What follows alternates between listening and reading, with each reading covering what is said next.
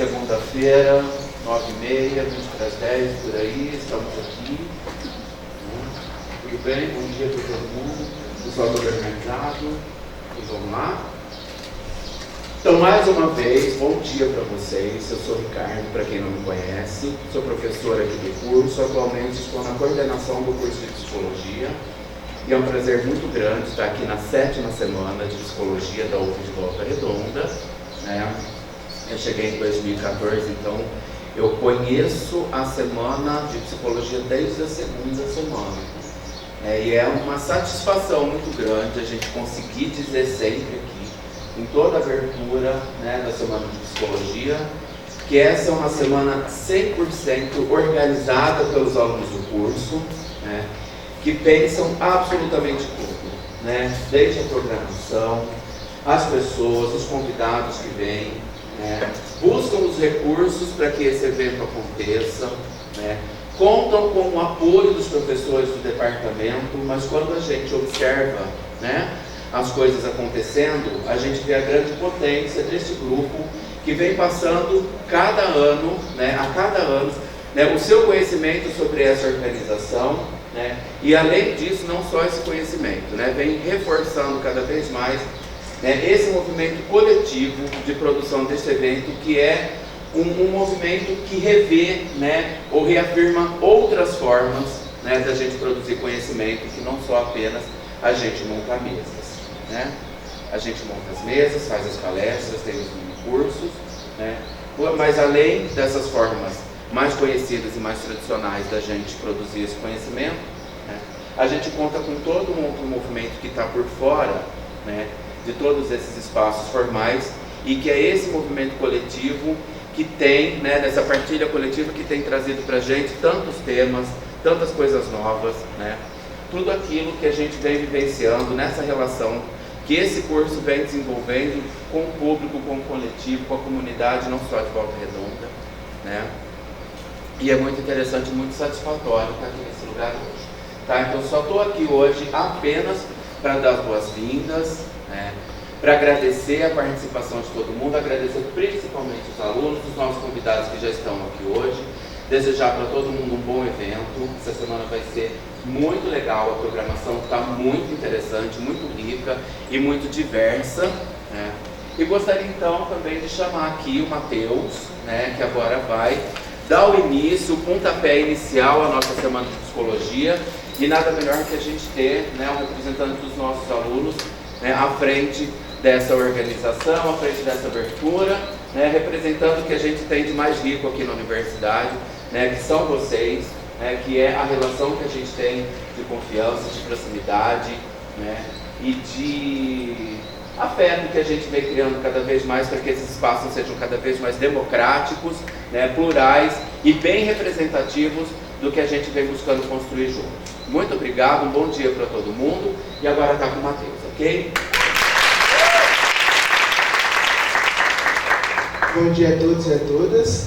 Eu vou chamar aqui na frente também toda a organização da Semana de Psicologia, Como o Ricardo já falou, a gente é um grupo de alunos.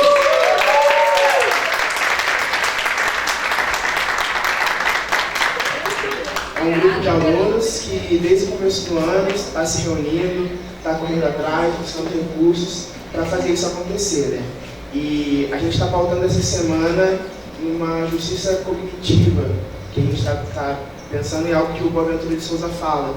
Porque quando a gente está aqui na universidade, a gente busca muito uma justiça social, A gente fala sobre política, a gente vai para ato, mas o Boaventura ele fala que a gente só vai conseguir uma justiça social quando a gente conseguir uma justiça cognitiva global.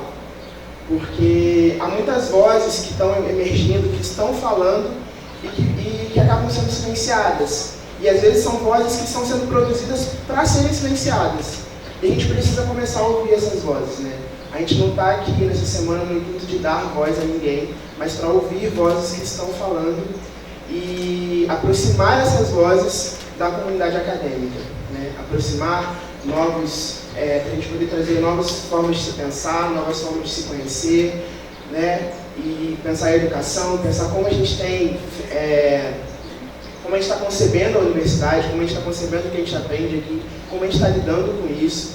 Então, a partir dessa justiça cognitiva, a gente montou essa semana Descolonizando Saberes e Produzindo Possibilidades, porque a gente precisa, né, eu acho que voltar esse passo atrás, começar a olhar, começar a se aproximar mais daquilo que está perto da gente, né, dessa teologia, de uma psicologia da libertação também, e produzir possibilidades, ver o que a gente pode fazer com isso também. Porque não adianta só a gente voltar, olhar e falar, poxa, que legal isso aqui, muito interessante, muito diferente, reduzir isso tudo ao especificismo, né, porque não é. Então a gente precisa voltar, eu acho que o caminho é esse, né, voltar e a partir daqui produzir possibilidades. Então é o que a gente espera mesmo é que essa semana possa ser realmente uma potência entre vocês e que possa realmente fazer diferença daqui para frente na formação acadêmica, para a gente já está começando a fazer, espero que para vocês também. E a gente vai começar a semana de psicologia. Eu vou chamar a Sofia já para mediar a primeira mesa e ela pode conduzir. Bom dia, gente. A gente vai começar a primeira mesa, vai chamar os convidados. A primeira é a Valéria Milanes, pesquisadora de arte e cultura, atuante em artes integrantes, história, arte, cultura e educação, especialista em artes visuais, poeta, escritora, compositora, autora, produtora artística cultural, criadora e responsável pela editora-geral do blog poesia.com.reflexão. Descendente da etnia Guajajara, atualmente pesquisadora do Núcleo de Estudos Ameríndios do Laboratório Jerunaã, sendo sua pesquisa sobre conexões interculturais afro-indígenas.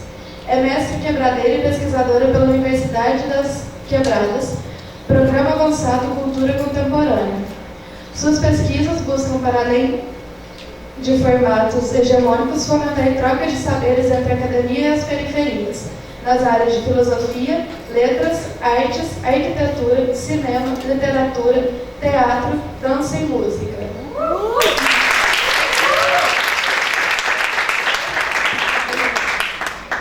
Vou chamar agora a Mauri Mendes, doutor pelo Programa de Pós-Graduação em Ciências Sociais da Universidade do Estado do Rio de Janeiro, mestre em Educação da UERJ, especialista em artes da África pelo Centro de Estudos Afroasiáticos da Universidade Cândido Mendes, foi pesquisador do Centro de Estudos Afroasiáticos e do Centro de Estudos Afro-Brasileiros, ambos da UCAM. É professor no curso de pós-graduação em História da África e do Negro no Brasil. Tem experiência em pesquisa, ensino e extensão nas áreas de educação, ciências sociais e história, atuando principalmente nos seguintes temas: História da África, diáspora africana nas Américas, teoria social e estudos das relações raciais, educação e questão racial no Brasil, movimento negro e movimentos sociais. Foi presidente do IPCN, Instituto de Pesquisas das Culturas Negras, e diretor da ABPN, Associação Brasileira de Pesquisadores Negros. Atualmente é professora adjunta do Programa de Pós-Graduação em Educação da UFRJ. Agora eu vou chamar a professora Nancy Lamenza,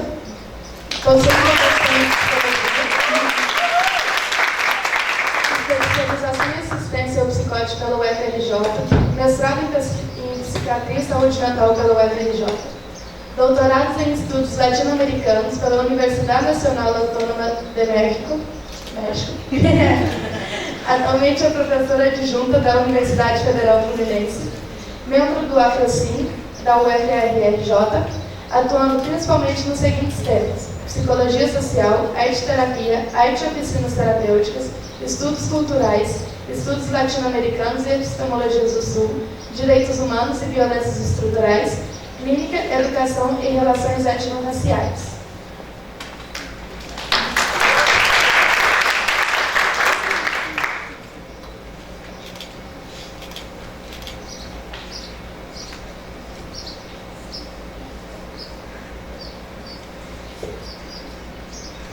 Vou começar agora a minha fala com a seguinte questão: pode a história ser única, singular e linear?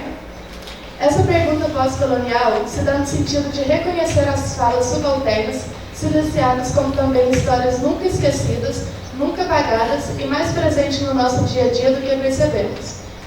O silenciamento de vozes e o epistemicídio científico é o que nos fez pensar nessa mesa para poder discutir como bases epistemológicas contra-hegemônicas podem surgir de forma que entre no espaço de educação, não somente por ser reconhecida em lei, como também para conhecer aquilo que pouco nos aparece na formação e é tão importante para entender as histórias do Sul, a produção de subjetividade e para uma psicologia de libertação que atende a todos. Essa não tão nova perspectiva de estudo epistemológico, existe uma nova forma de buscar conhecimentos que enfrentam desafios epistêmicos, que procuram reparar os danos e impactos historicamente causados pelo capitalismo na sua relação colonial com o mundo. Dessa forma, devemos partir da memória da maioria popular oprimida, pensando em epistemologias contra-hegemônicas que aparecem também em forma de movimentos políticos. Convidamos então a professora Nancy Lamesa para iniciar a nossa primeira mesa com o tema Descolonizando o Pensamento, construindo bases para a emergência de epistemologias contra-hegemônicas. Se quiser, satisfeito se você começar. Gente, bom dia. É um prazer imenso estar participando aqui dessa atividade, principalmente, né, nesse momento tão simbólico, né, de abertura. Né, espero que a gente tenha a proteção de Exu, né, que nos abra os caminhos, né, desse projeto que é bem maior do que o projeto da Semana de Psicologia, né. Eu acho que é uma decisão, né, ético-política dos estudantes, né, dos discentes, dos quais eu espero que nós, docentes, também acompanhemos, né, essa decisão. E agradeço imensamente aí a confiança em, né, me convidar para poder fazer parte aqui dessa mesa. Eu queria começar contando 3 histórias para vocês, né, porque quando me fizeram o convite, pediram para eu falar sobre epistemologias do Sul. E aí eu fiquei pensando em várias coisas, né? Assim, a primeira coisa que eu fiquei pensando, né? Por que falar de epistemologia do Sul, cujo autor é um europeu branco e homem, né? Eu fiquei pensando sobre como falar sobre isso, né? Assim, de que maneira a gente acessa essa perspectiva, né? Então, para isso, eu preciso contar 3 histórias. Eu escolhi contar 3 histórias. A primeira história é a história do movimento da diáspora dos argelinos na França, né? Então, é um movimento político dos argelinos dentro da França xenófoba, né? Ou seja, a relação dos argelinos e descendentes de argelinos que já nasceram na França, né? E a pauta deles dentro da França. A primeira frase é uma frase de uma liderança argelina, que é tido como a pauta, né, que orientam a luta política deles. São meus antepassados, podem tornar-se vossos antepassados também, se o desejarem. Então, o que propõe essa reflexão? O que propõe essa pauta? Né? O que ela propõe, primeiro, é escapar à fatalidade estrutural da raça. O que eles discutem é que, na França, o verdadeiro francês é aquele que, supostamente, poderia identificar a sua linhagem ligada ao rei Clovis, o que seria quase impossível. Então, diante dessa demanda, né, só existiria 2 opções. O paradoxo da integração, onde o argelino ou qualquer outro estrangeiro é convocado a ser francês, sem jamais poder ser francês, porque ele jamais vai poder ser descendente de Clovis. Ou o paradoxo da liberdade, né, ou a luta pela liberdade. Para constituir a luta pela liberdade, o que eles defendem é exatamente isso. Se é para discutir um antepassado como aquilo que nos determina enquanto identidade, enquanto produção de subjetividade, enquanto nação, vamos romper com a filiação da raça e propor uma filiação política. Por isso, são meus antepassados, podem tornar-se vossos antepassados também, se desejardes. dentro disso existe um outro conceito super importante, que é o conceito da branquitude. Ou seja, se a branquitude é uma construção sócio-histórica, ela é passível de desconstrução. E essa desconstrução, ela pode ser feita exatamente a partir dessa escolha política, né? De poder acessar a essa ancestralidade, né? Que é um legado para a humanidade, né? A outra história é a história da luta dos Dalits pela igualdade na Índia. A luta dos Dalits pela igualdade na Índia, ela é pautada numa outra premissa, a premissa do processo de descolonização interna. A denúncia do movimento dos Dalits é uma denúncia de opressão das castas superiores com relação às outras castas, que são, como no caso dos Dalits, considerados como os intocáveis, né?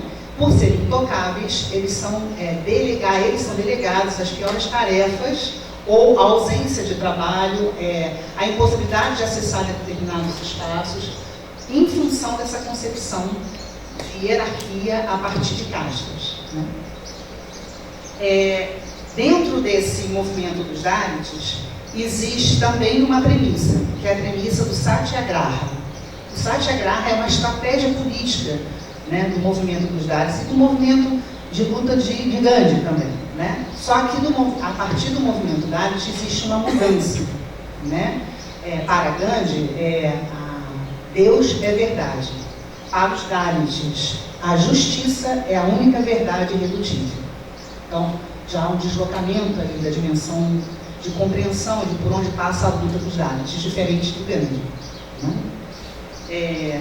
Então, o Satyagraha é uma estratégia onde resistir à injustiça tem que ser pela força da alma.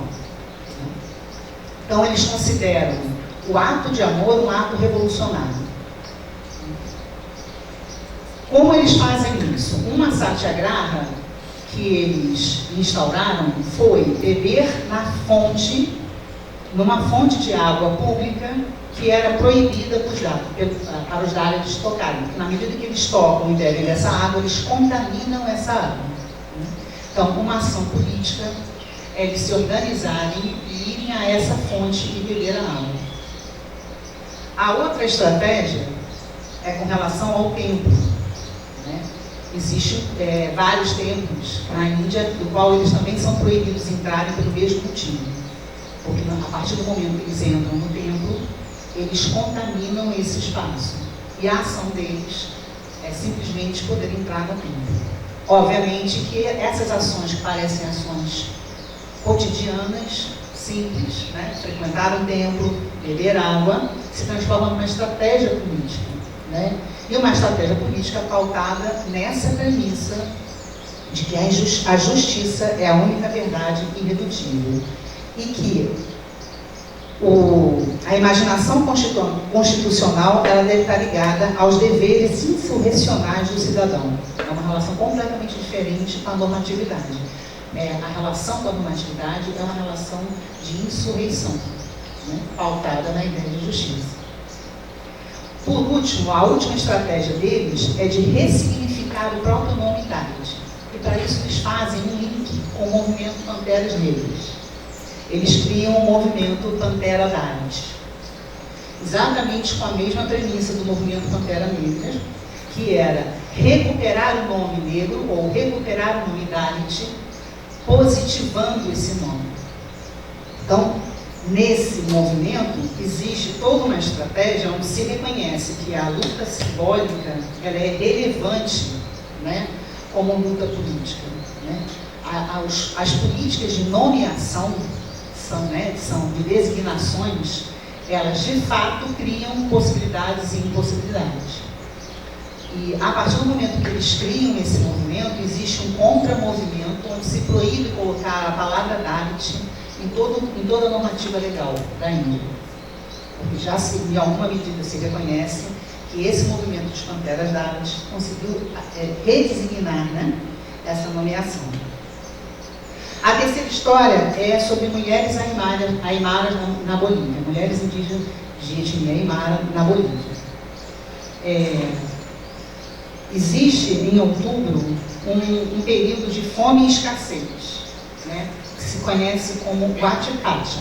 Né? Nesse período, as comunidades indígenas elas têm por hábito desenvolver estratégias para sobreviver a esse momento de fome e escassez. Né? Uma das estratégias se chama a Aptapis, que é desenvolvida, que é exatamente executada por mulheres. Elas vestem sua roupa mais tradicional, a sua melhor roupa, estendem sobre o chão exatamente esse pano que tem esse nome, Aptapis, né? E sobre esse pano distribui todos os alimentos que cada um da comunidade conseguiu guardar para esse momento de escassez. E esse ritual é o ritual de banquete comunitário, onde todos contribuem, né, para nesse momento todos poderem comer. E nesse momento da comida não é somente um momento de se alimentar de um alimento, de fato, mas é um momento onde se compartilha as alegrias e as tristezas. É um momento de organização, é um momento de comunitarismo.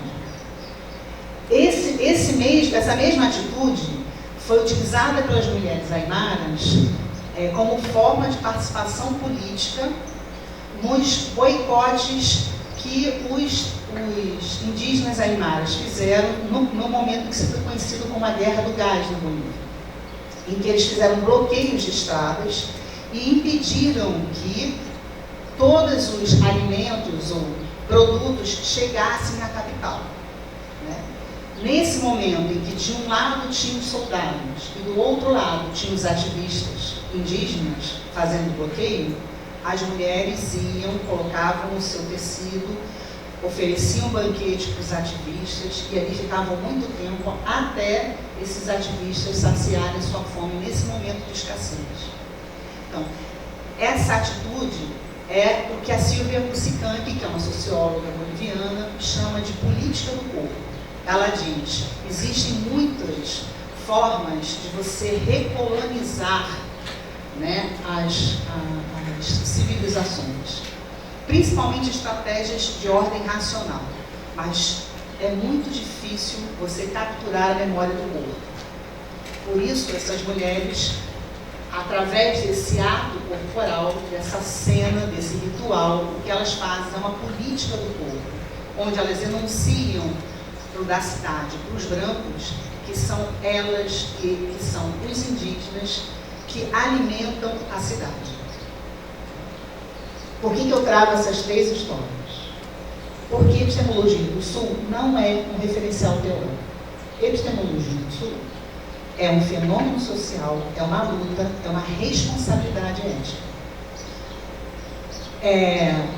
O Boaventura, na realidade, o que ele faz enquanto homem branco europeu, é problematizar exatamente esse lugar de homem branco europeu e demonstrar o quanto esse lugar é um lugar, o quanto todo conhecimento é local, né?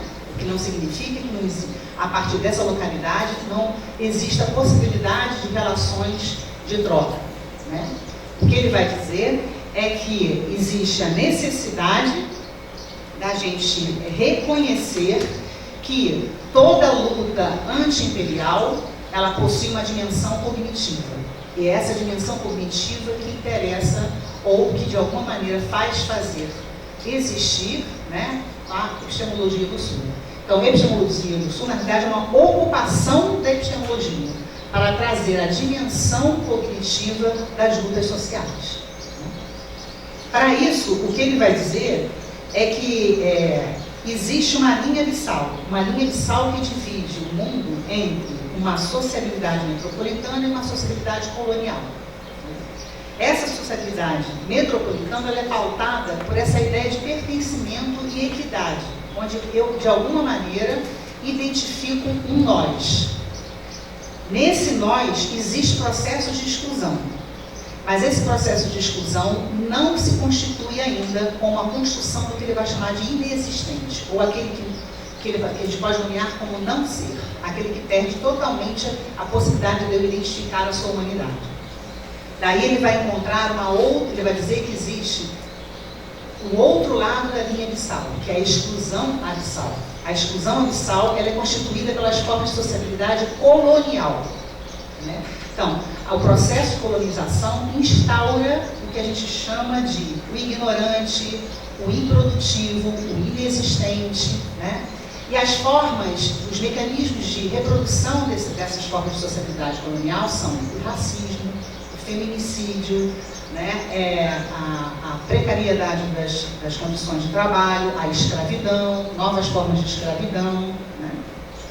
Diferente das formas dos mecanismos da sociabilidade metropolitana, pautada no Estado liberal, no Estado-nação, na ideia de cidadania, na ideia de direitos humanos. Então, daqui a gente já percebe que as teorias críticas ocidentais cobrem a discussão da exclusão não abissal, mas não reconhecem a qualidade e a diferença do que eles chamam de exclusão abissal. Ou seja, racismo, feminicídio, né? Todos esses fenômenos que são produzidos pelo processo de colonização. Então, em função disso, a gente tem que fazer algumas perguntas. Né? Na realidade, o que a linha abissal e as exclusões abissais elas evidenciam é que toda luta de resistência ela possui uma dimensão ontológica. Por isso que só existe justiça social se existir justiça cognitiva. Porque existe produções de conhecimento que constroem o inexistente. Né? Então, portanto, precisamos constituir formas de conhecimento, né, que tragam uma outra compreensão do que é ser e não ser. Né? E aí tem uma frase que me persegue, que eu sistematicamente falo nas minhas aulas, que eu encontrei num livro do Lázaro Ramos, em que ele fala, não é uma frase, é uma pergunta, uma vida de resistência é uma vida plena? E aí ele vai trazer exatamente esse paradoxo, né, de quanto as pessoas que são objeto, alvo das exclusões abissais, sistematicamente vivem processos de luta e de resistência, que acabam por comprometer a sua existência. Né, para além de ter uma vida pautada na resistência, o que essas pessoas estão dizendo é que querem existir. Então, essa é a dimensão do problema, do desafio que a gente tem dentro da universidade. Como a gente faz isso? Né? A gente precisa se deseducar, a gente precisa despensar e a gente precisa desaprender. Né? Como a gente desaprende, se deseduca e começa a dispensar? Aqui eu vou citar de Jamila Ribeiro. É impossível a gente acessar a esse legado do movimento Dalit, o legado do movimento indígena, o legado do movimento negro, qualquer outro legado dos outros movimentos, sem que a gente assuma a responsabilidade, né? ou melhor, sem que a gente responsabilize o sujeito de poder. Né? O que ela vai dizer é, falar a partir de lugares é também romper com essa lógica de que somente os subalternos falem de suas localizações, fazendo com que aqueles inseridos na norma hegemônica sequer se pensem. Né? Então, o que ela fala com isso é que essa discussão do lugar de fala, ao contrário do que se diz, não é uma desautorização do branco falar, é ao contrário, ele tem que falar, só que ele tem que falar a partir da branquitude. Ele tem que falar a partir dessa norma hegemônica do qual ele sequer pensa, ele sequer problematiza. Né? Porque o que o lugar de fala desautoriza é exatamente esse evento epistemicida, que né, mortifica essas existências e a dimensão cognitiva de produção de conhecimento dessas existências.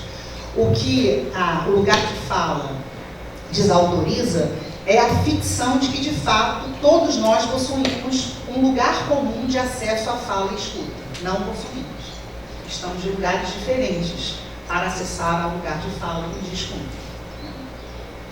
Então, para isso, a gente precisa ter, para além da capacidade de desenvolver estratégias de denúncia do racismo, de denúncia do machismo, né, e de tantas outras denúncias de exclusões abissais, a gente precisa ter uma ação proativa. O que seria uma ação proativa? Como a gente faria uma ação proativa? Né? Como que é? Eu vou ler aqui duas contribuições que eu considero como dois filósofos da atualidade. Seriam filósofos localizados nessa linha